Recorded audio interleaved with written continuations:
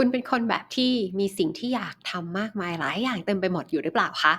เป็นคนที่อยากจะไปลองกินสิ่งนั้นอยากจะไปลองเดินเที่ยวเมืองนี้มันคงจะดีนะถ้าฉันทำนู่นนี่นั่นโน่นได้แล้วก็มีสิ่งที่คุณอยากเรียนรู้มากมายหลากหลายเต็มไปหมดเลยแต่เพราะว่าสนใจอยากทำหลายอย่างมากเกินไปสุดท้ายก็เลยไม่ได้เริ่มทำอะไรสักอย่างเลยนัดอะเป็นคนที่เคยต้องเสียน้ำตามาแล้วนะคะให้กับประโยคนี้ นั่นก็คือคนที่เป็น Gen Y แล้วก็ Gen Z ด้วยนะคะ พวกเราอะคิดมากเกินไป แล้วก็ลงมือทำน้อยเกินไป ถ้าคุณกำลังมีปัญหาแบบนี้อยู่แล้วก็เนื้อหาในตอนนี้เนี่ยทำมาเพื่อแก้ปัญหานี้โดยเฉพาะเลยล่ะค่ะ วันนี้เรามาเปลี่ยนความฝันที่มันล่องลอยอยู่ในอากาศพวกนั้นให้กลายมาเป็นสิ่งที่จับต้องได้จัดการได้แล้วเราจะได้โฟกัสได้เพื่อที่ว่าเราจะได้เริ่มต้นลงมือทำจริงๆสักทีวันนี้อยู่ดีๆคุยกันเรื่องนี้ค่ะ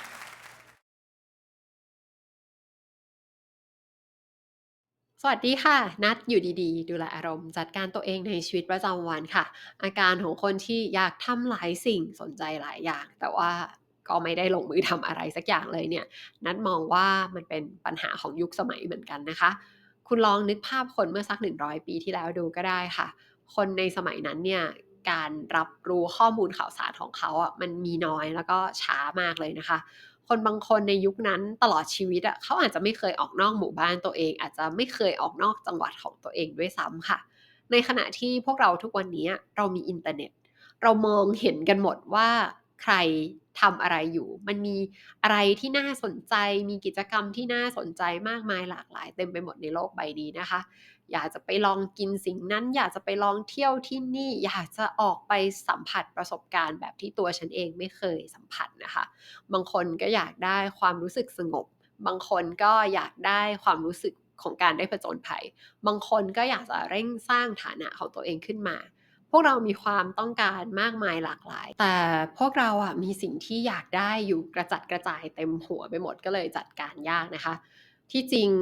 วิธีแก้อาการนี้เนี่ยเขามีมาตั้งนานแล้วค่ะ ชื่ออย่างหรูหราและเป็นทางการของวิธีแก้เนี่ยเรียกว่า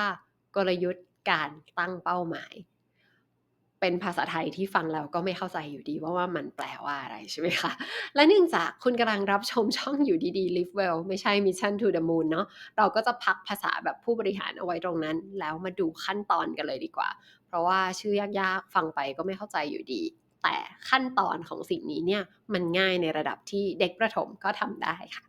วิธีการวันนี้นัดปรับมาจากกลยุทธ์การตั้งเป้าหมายของอาลีอับดอลค่ะซึ่งอาลีอับดอลเนี่ยก็ประยุกต์แนวทางมาจากวิธีการของจิมโรนกับซิกซิกลา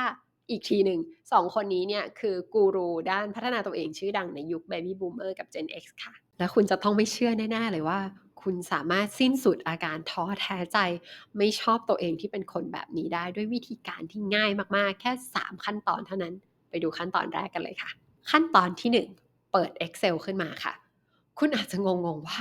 คุณนัดเปิด Excel ทำไม คือจะทำในกระดาษก็ได้นะคะเพียงแต่ว่าทำใน Excel มันสะดวกกว่าจริงๆค่ะ เปิด Excel ขึ้นมาแล้วตั้งนาฬิกาปลุกให้ดังในอีก10นาทีค่ะภายใน10นาทีนี้ให้คุณเขียนคำตอบของคำถามที่นัดจะพูดให้ฟังลงไปในตาราง Excel เวลาต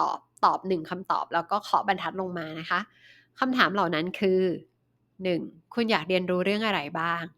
2คุณอยากไปเที่ยวที่ไหนบ้าง 3. คุณอยากสัมผัสประสบการณ์อะไรบ้าง 4. คุณอยากไปเห็นอะไรด้วยตาตัวเองบ้าง 5. คุณอยากลองกินลองทำอะไรบ้าง 6. คุณอยากผลิตหรือสร้างอะไรบ้าง 7. คุณอยากทำอะไรให้กับสังคมหรือว่าโลกใบนี้บ้าง 8. บ้านรถข้าวของที่คุณอยากมีได้แก่อะไรบ้าง และ 9. คนแบบไหนที่คุณอยากจะเป็นค่ะ อย่าใช้ความคิดมากเกินไปนะคะพิมพ์ตอบสั้นๆอย่างที่มันเด้งขึ้นมาในใจเราพิมพ์คำตอบ1อย่างแล้วก็เคาะบรรทัดพิมพ์คำตอบ1อย่างแล้วก็เคาะบรรทัดไล่เรียงลงมาเรื่อยๆนะคะถ้าเกิดข้อไหนเราไม่ได้ต้องการสิ่งเหล่านั้นก็ค่าเว้นไปเลยแล้วก็ไปทำข้อถัดไปนะคะ อย่างคำถามแรกที่ถามว่าคุณอยากเรียนรู้เรื่องอะไรบ้างก็พิมพ์คำตอบเรียงลงมาเช่นภาษาจีนเปิดร้านขายของออนไลน์การตลาดออนไลน์ปลูกพืชผักสวนครัวจัดดอกไม้วาดรูปนั่งสมาธิหรือคำถามที่สองที่ว่าคุณอยากไปเที่ยวที่ไหนบ้างก็เขียนตอบเรียงลงมาต่อจากข้อแรกเลยนะคะเช่นมองโกเลียตุรกีนิวยอร์กลอนดอนสวิตเซอร์แลนด์พิมพ์ตอบไปเรื่อยๆให้เวลาตัวเอง10นาทีค่ะ ขั้นตอนที่2ใส่ time frame ค่ะให้ใส่เวลาที่เราอยากเห็นสิ่งเหล่านี้เกิดขึ้นในชีวิตของเราลงไปตั้งคอลัมน์ใหม่เขียนเลขปีที่คุณอยากเห็นสิ่งเหล่านี้เกิดขึ้นในชีวิตคุณลงไป1ปี3ปี5ปี10ปีหรือว่านานกว่านั้นหลายๆอย่างที่คุณเขียนตอบมาเนี่ยพอถามจริงๆว่าแล้วคุณอยากเห็นสิ่งนี้เกิดขึ้นเมื่อไหร่เนี่ยสมองของเราก็จะเริ่มประมวลละว่าการลงแรงลงเวลาของเราที่จะทำให้สิ่งนี้เกิดขึ้นน่ะ มันคุ้มที่เราจะทำลงไปจริงหรือเปล่าหลายๆสิ่งเราก็จะค้นพบว่าไม่อะเราไม่ได้ต้องการมันมากขนาดนั้นซะหน่อยถ้าเป็นแบบนั้นก็ใส่เลข0ลงไปได้เลยนะคะขั้นตอนที่3เรียงลำดับค่ะแล้วคุณก็จะเข้าใจเลยว่าทำไมนะถึงแนะนำให้คุณทำใน Excel นะคะเพราะว่าเราจะใช้ฟังก์ชันให้มันเรียงลำดับตัวเลขจากน้อยไปหามากได้นั่นเองนะคะพอกดเรียงลำดับปุ๊บคุณก็จะมองเห็นเลยว่า สิ่งที่เราอยากเห็นเกิดขึ้นทั้งหมดภายใน1ปีมีอะไรบ้าง3ปีมีอะไร5ปี10ปี20ปีมีอะไรบ้างนะคะแน่นอนว่าคำตอบพวกนี้มันไม่ใช่คำตอบที่ตายตัวหรอกค่ะคำตอบสามารถเปลี่ยนแปลงได้ตามการรู้จักตัวเองที่มากขึ้นของเรารวมถึงสถานการณ์ของเราที่เปลี่ยนไปแต่แน่นอนว่าพอมองอย่างนี้แล้วว่าใน1ปีสิ่งที่เราอยากเห็นมันเกิดขึ้นก็ยังเยอะอยู่ความจริงระยะเวลา1ปีเนี่ยมันก็ไม่ได้ยาวนานขนาดนั้นนะคะดังนั้นนัดจะให้คุณเลือกค่ะ เลือกเฉพาะสิ่งที่คุณเห็นว่ามันสำคัญแล้วคุณอยากเห็นมันเกิดขึ้นภายใน1ปีหลังจากนี้จริงๆเลือกมา3-6อย่างนะคะพอตอบตัวเองได้แล้วว่าใน1ปีนี้คุณอยากเห็นอะไรเกิดขึ้นกับชีวิตตัวเอง3-6อย่างก็ถึงเวลาบีบระยะเวลาของเราเข้ามาค่ะถ้าคุณมีเวลาแค่3เดือนล่ะ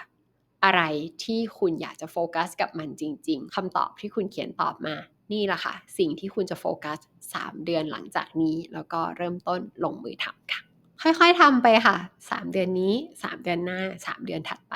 แล้วสิ่งมากมายหลายอย่างที่คุณต้องการเนี่ยมันก็จะค่อยๆทยอยเกิดขึ้นเองเอ๊เหมือนคุ้นๆว่าเคยได้ยินเรื่องนี้แล้วที่ไหนใช่แล้วล่ะค่ะนี่คือกระบวนการเดียวกันกับการใช้งาน Vision Board ให้ได้ผลนั่นเอง เนื่องจากนัดทำสิ่งเหล่านี้แล้วก็อยู่กับเรื่องพวกนี้มาหลายปีแล้วนะคะนัดก็มีคำแนะนำอยู่2อย่างค่ะ1เลยก็คือถ้าคุณเป็นคนคิดเยอะคิดมากนะคะได้แต่ปล่อยความคิดให้ล่องลอยอยู่ในหัวเนี่ยมันจัดการยากมากค่ะ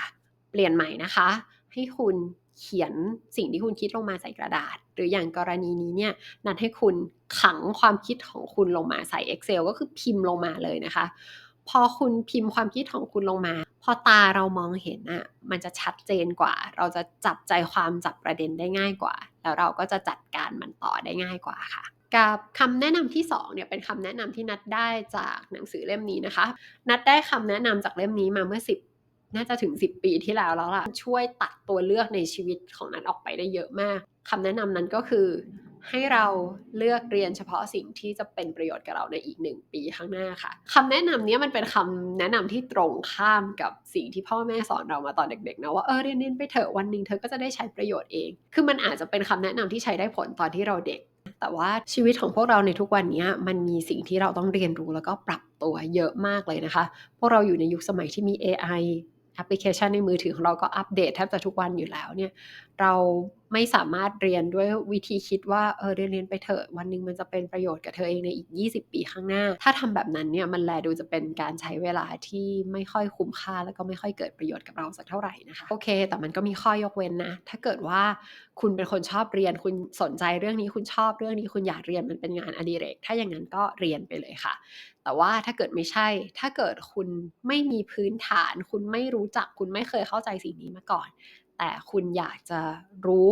จักสิ่งนี้ เข้าใจสิ่งนี้ เพื่อที่ว่าคุณรู้ว่าชีวิตคุณจะก้าวหน้าขึ้น ชีวิตคุณจะง่ายขึ้น ชีวิตคุณจะสะดวกสบายขึ้น เพราะสิ่งนี้นะคะ ถ้าเป็นอย่างนั้นเวลาเลือกเรียนให้เลือกด้วยหลักการนี้เลยนะคะ เลือกในสิ่งที่มันจะเป็นประโยชน์กับตัวเราในอีก1 ปีข้างหน้าค่ะ